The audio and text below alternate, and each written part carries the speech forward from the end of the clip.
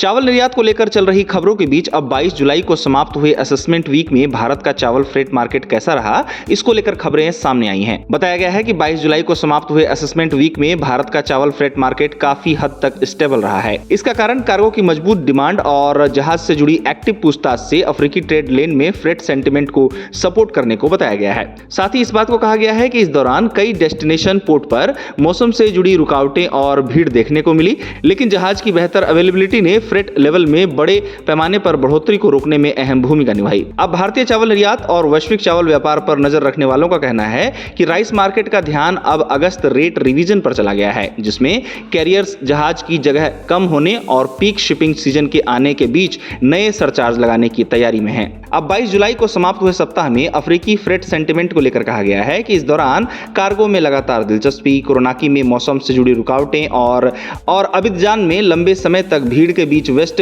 Africa का freight sentiment मजबूत बना रहा। हालांकि यह जरूर देखा गया कि ऑपरेशनल चुनौतियों के कारण कार्गो इवैक्यूएशन धीमा होता गया, जबकि जहाज से जुड़ी एक्टिव पूछताछ ने मार्केट को सपोर्ट दिया, खासकर कोटून रूट पर। इसी बीच एक शिप ब्रोकर की माने तो कोटोनू के लिए फ्रेट नेगोशिएशन में बिड ऑफर का बड़ा गैप देखने को मिला, जिसके कारण फिक्सचर एक्टिविटी कम हो गई। हालांकि यह जरूर कहा गया कि जुलाई के आखिर तक रेट्स काफी हद तक स्टेबल रह सकते हैं, लेकिन कैरियर्स ने अगस्त के लिए फ्रेट लेवल बढ़ाने का संकेत देना शुरू कर दिया है। वहीं एक अन्य शिप ब्रोकर के मुताबिक मौजूदा फ्रेट लेवल जुलाई के आखिर तक वैलिड रह सकता है और अगस्त से कैरियर्स $400 से $500 प्रति 20 फुट इक्विवेलेंट यूनिट की जनरल रेट इंक्रीज लागू कर सकते हैं। इस तरह इस सप्ताह यह देखा गया है कि जहाज की अच्छी उपलब्धता ने कंटेनर फ्रेट काफी हद तक बैलेंस रखा, क्योंकि बेहतर अवेलेबिलिटी ने खास गेटवे पर भीड़ और मॉनसून से जुड़ी दिक्कतों को कम कर दिया। फिर भी कैरियर्स अब ट्रेडिशनल पीक शिपिंग पीरियड्स से पहले मार्जिन बचाने पर अपना फोकस कर रहे हैं।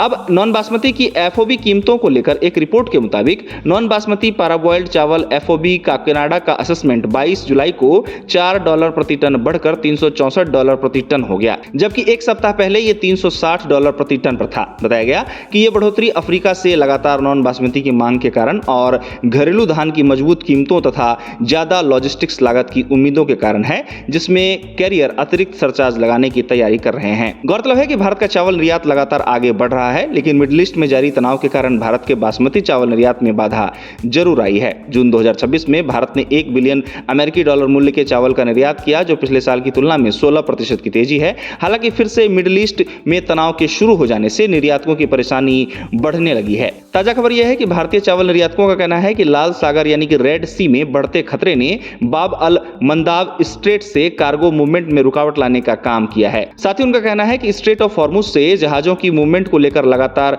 अनिश्चितता बनी हुई है, जिससे सऊदी अरब, ईरान और यूरोपीय यूनियन को भारतीय चावल के एक्सपोर्ट पर असर पड़ा है। अब इसको लेकर भारतीय चावल निर्यातक परेशान हैं और अपनी बात रख रहे हैं। उनका कहना है कि इन दो रूट्स पर रुकावट ने भारतीय चावल निर्यात के लिए जैसी परेशानियां अभी शुरू की हैं, वैसा पहले कभी नहीं देखा गया था। हालांकि 22 जुलाई को समाप्त हुए असेसमेंट वीक में भारत का चावल फ्रेट मार्केट काफी हद तक स्टेबल रहा। इसका कारण कार्गो की मजबूत डिमांड और जहाज से जुड़ी एक्टिव पूछताछ से अफ्रीकी ट्रेड लेन में फ्रेट सेंटिमेंट को सपोर्ट करने को बताया गया है। इस तरह चावल व्यापार लगातार इस समय चर्चा में बना हुआ है।